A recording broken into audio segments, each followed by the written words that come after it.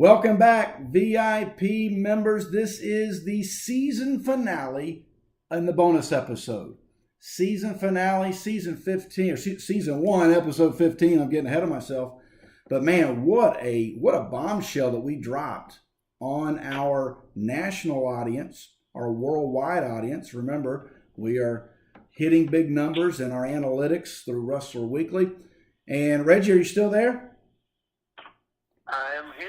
All right, so I'm going to put back up the, this is the March of '92 WWF magazine, signed by Ric Flair with the winged belt. And we talked about those bloodlines. We talked about, if you go back, and I tell you, I spent last night going through what Billy Corgan is doing with the NWA and all of his the documentaries, the episodes that they've been doing, and just really tying in from Tim Storm, now the NWA World Champion, but going back to Harley Race, Jack Briscoe, Dory Funk Jr., Lou Thez. I mean, the list goes on and on of the greats that held the NWA World title. Now, I remember interviewing Harley Race, and I asked him about his battles with Bob Backlund and Superstar Billy Graham, and I talked to him about Bruno Sammartino. And I'll tell you, his comments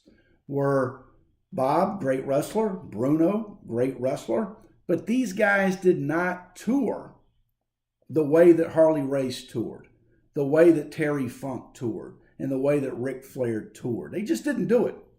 Anything to add there, Reggie? Yeah, I mean, that's the thing. I mean, it's like you touched on the lineage. You look at the guys like the Nature Boy Buddy Rogers, the Gene Kaninsky's, the Dory Funk Juniors. What did all these guys have in common? Not only were they the number one guy, the most respected guy, they were the guy that toured the country. They were the ones going to a Kansas City. They were the ones going to Japan to defend the title. These were the guys going to Puerto Rico. They were going all over the place every night of the week with the World Heavyweight Championship. I mean, one thing, a fact that people can't, it's like today we suffer from revisionist history. And I applaud Vince McMahon and Triple H and everything they've accomplished and what the business is today. They've made it great and what it is. But we cannot erase history when to say that the WWF was not, did not originate in the NWA. They used to be a part of the NWA, and then they broke away from that and made their own regional promotion in the Northeast. Yeah. They were a Northeast regional promotion for most of, the wrestling history of the last century. I mean, that's just facts. You can Google that, look it up. That's just what it is. I love what. Now, go ahead. I love what Harley Race told me once when I talked about this with him, and he said, I said, well, what were your thoughts on Bruno? And he said, he was great in the Northeast. Absolutely. I mean, that's not a negative. That's not a slight.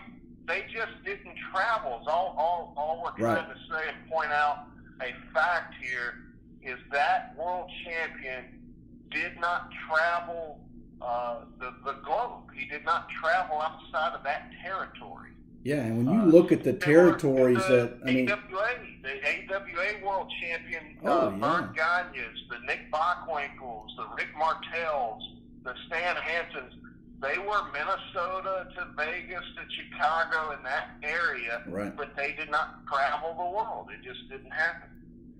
Yeah, I mean, when you go back and look at all the Flair videos where he's showing up in Houston, or he's showing up in Gulf Coast, or he's showing up in Louisiana, he's showing up in the Pacific Northwest. I know Jim Valley pointed out a couple episodes ago that Ric Flair's last match as the touring champion was in the Pacific Northwest. So you're talking about, that's a great historical fact when you talk about, Ric Flair based in Charlotte or Atlanta at the time.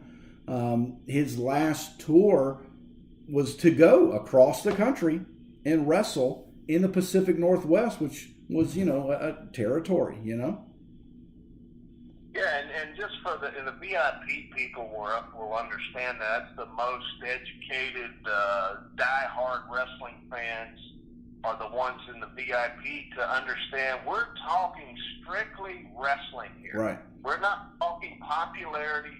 We're not talking how you had Saturday night's main event and the Hulkamania and the popularity of that. We're not debating that. Right. We're simply saying who was the real world's heavyweight wrestling champion. That's the discussion. Now let's talk, and we'll kind of wrap up with this last discussion.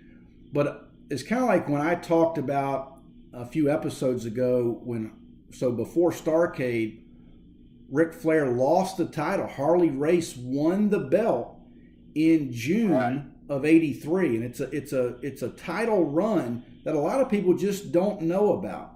And so when you talk about Ric Flair in 1992, you talk about, yes, he won the Royal Rumble, but a lot of people forget he actually was a 2-time WWF champion. Why don't you talk to us about that? Well, that's the perfect segue into this era. Yeah. We've talked about the history going forward. From this point, Flair went on to lose the title to Savage, regained the title, then lost the title to Bret Hart. So this title, the Winged Eagle WWF title, became the real world's heavyweight title. Absolutely. And you should follow that line out through when they had Chris Jericho, had his unification, and then you had the Undisputed Champion, and then it became the WWE Champion. Right. Follow that line up until its current state, and you will have the real world heavyweight champion line from the NWA originated in 1935 all the way to present day. And that's really the legacy of what we want to leave the fans for season 1 is to, hey, make the world champion important again. That's what we would love to see on the current product today.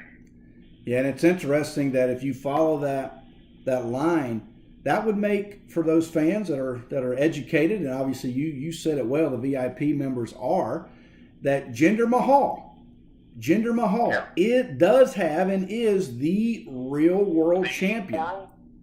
Yeah, absolutely. So the Universal, Brock Lesnar and all that, Right. Like him or hate him, Jinder Mahal is your real world's title champion. Absolutely. The Universal belt is just a prop. Yeah, and so I've actually went back and we recorded this. When you talk about, Flair says he's 16-time champion, or now, or some people say, well, you actually is 21 times, whatever the number you want to put on it. Go back and look at the number if you follow the real world champion line, if you follow the bloodline, if you will, and you'll come up with some very interesting facts. Oh, absolutely. All right, we're going to wrap up for season 1, the bonus episode. More information coming about season 2, which will be in January. And so again, thank you for those that follow, that like, that subscribe. You can find us on Twitter, Instagram, Facebook, YouTube, and WrestlerWeekly.com. Do you have anything to add there, Reggie?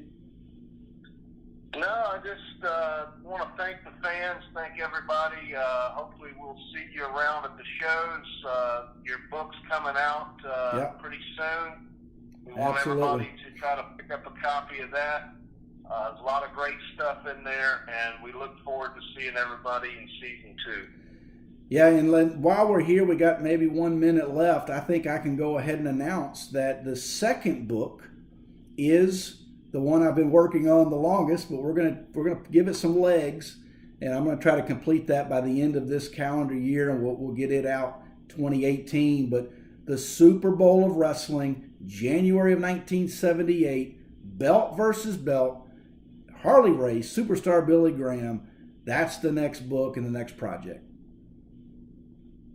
Absolutely.